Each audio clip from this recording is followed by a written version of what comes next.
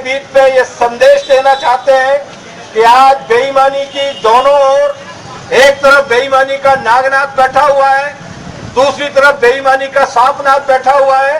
इस बेईमानी के खिलाफ लड़ने का केवल नैतिक साहस उसी में है।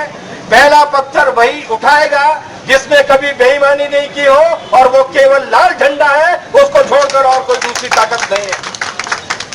हमारी पहली मांग तो ये है कि शिकार और शिकारियों में अंतर करो। जिन्होंने दलाली की है, जिन्होंने पैसा खाया है, वो बड़े गुनहगार हैं। जिन्होंने भर्ती के लिए लालच में आके पैसे दिए हैं, उन 19 से लेकर 23 साल तक के छोटे छोटे मासूम बच्चे, छोटी छोटी मासूम बच्चियां, पढ़े लिखे कॉलेज के छात्र और छात्राएं 1,500 से ज्यादा जेल में बंद हैं।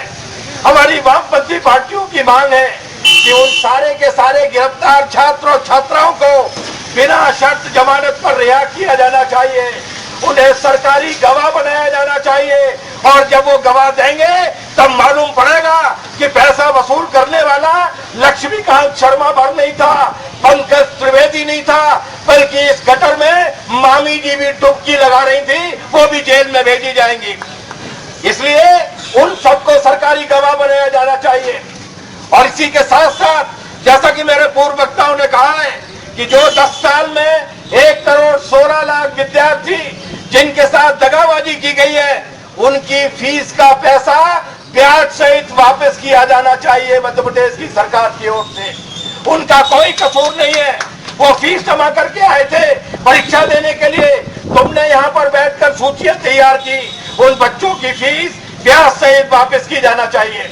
हमारी शिवराज सिंह चौहान साहब के साथ बहुत हमदर्दी है। हम नहीं चाहते कि जिंदगी के बाकी 20 दिन अकेले वो जेल में काटे। इसीलिए हम ये चाहते हैं कि मामा और मामी दोनों को एक साथ जेल भेजा जाना चाहिए, ताकि वो वहां पर एक दूसरे के हिसाब को करते रहे। मामी अपनी नोट गिनने की मशीन लेकर भी साथ में जेल में जा सकती है, और जेल के दिनों को गिनने के लिए वो नोट गिनने की मशीन काम ला सकती है। ये लड़ाई जारी रहेगी।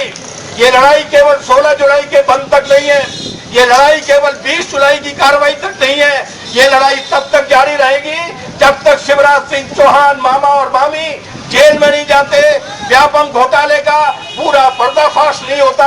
और जैसा कि कॉमरेड सुभाषिनी बताएंगी कि ये केवल मध्य प्रदेश का मामला नहीं है, जब तक पूरे देश में से इस भ्रष्टाचार की राजनीति को समाप्त नहीं कर दिया जाता, तब तक ये लाल झंडे अपने बिरादर मजदूरों को, किसानों को, विद्यार्थियों को, महिलाओं को, सबको एकजुट करके इनके तख्ते को पलटने की तैयारी